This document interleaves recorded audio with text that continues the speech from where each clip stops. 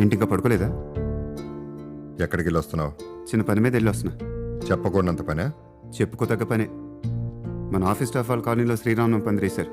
ఆ ఉత్సవానికి వెళ్ళి వస్తున్నా. అవునా? నన్ను కూడా పిలవాల్సింది కదరా, నేను వచ్చేవాడిని. ఇందుకు ఏం చేశారు అక్కడ? వడపప్పు పానకం పెట్టారు బాబాయ్. తిని రాములూరు గురించి పాట పాడుకున్నాం. ఏంటర్ష, మామయ్య ఈరోజు పార్టీ ఇస్తున్నానని తెలుసు కదా, ఫ్యామిలీ అంతా అక్కడ ఉన్నాం, రాకపోతే ఎలా? ఈ పార్టీస్ నా వల్ల కాదు కార్తీక్, నీకు తెలుసు కదా. హర్ష, నువ్వు ప్రతి పార్టీ మిస్ అవుతున్నావు. You missing all the fun. Yeah I know. పెద్దవాళ్ళందరూ వచ్చారు పార్టీకి. నువ్వు అక్కడ లేకపోవడంతో అన్నయ్యకి మొహం కొట్టేసినట్టు ఆయన తెలుసా?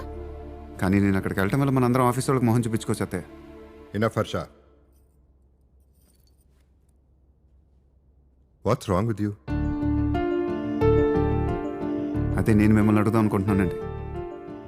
మన ఆఫీస్ వాళ్ళు అభిమానంతో ఉత్సవానికి రమ్మంటే ఏ ఒకేషన్ లేకుండా పార్టీ అరేంజ్ చేసి వెళ్ళని రానియకుండా చేశారు. కనీసం నేనన్నా వెళ్ళాను. చాలా ఆనందపడ్డారండి. I want to talk to you. కొంచెం టైం ఇస్తావా? బాగా లేట్ అయిందండి, పొద్దున్న మాట్లాడుకుందాం. గుడ్ నైట్ అమ్మా.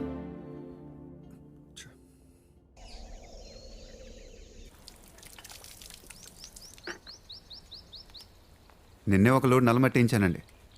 కొత్త మొక్కలు నాటే.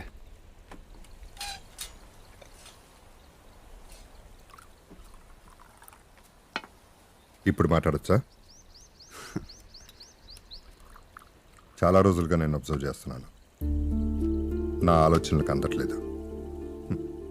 కొడుకు ఎండి అర్థం చేసుకోవడానికి ట్రై చేస్తున్నాను. What a PT. స్కూలింగ్ చేసేటప్పుడు హాస్టల్లో ఉంటాను. ఫ్రెండ్స్తో ఉండటం ఇష్టమేమో అనుకున్నాను. కాలేజీకి వేరే ఊరు వెళ్ళావు, బెస్ట్ కాలేజ్ అనుకున్నాను. ఫర్దర్ స్టడీస్కి అబ్రాడ్ వెళ్ళావు, ప్రపంచం చూడడానికి అనుకున్నాను. ఆ తర్వాత బిజినెస్ కాదని ఉద్యోగంలో చేరావు. పని నేర్చుకోవడానికి ఏమనుకున్నాను. Finally you came home. కొన్నాళ్ళు పోయాక ఆఫీస్కి వచ్చి బిజినెస్ చూసుకుంటాం అనుకున్నాను. Not happening. ఇంట్లో వాళ్ళతో అంటీ అంటున్నట్టుగా దూరంగా ఉంటున్నావు. నాకే కాదు, ఇంట్లో ఎవరికీ నువ్వు అర్థం కావట్లేదు. వై? ప్రతి మనిషిలో అర్థం కాని ఒకటి ఉంటుందండి, మీలో కూడా.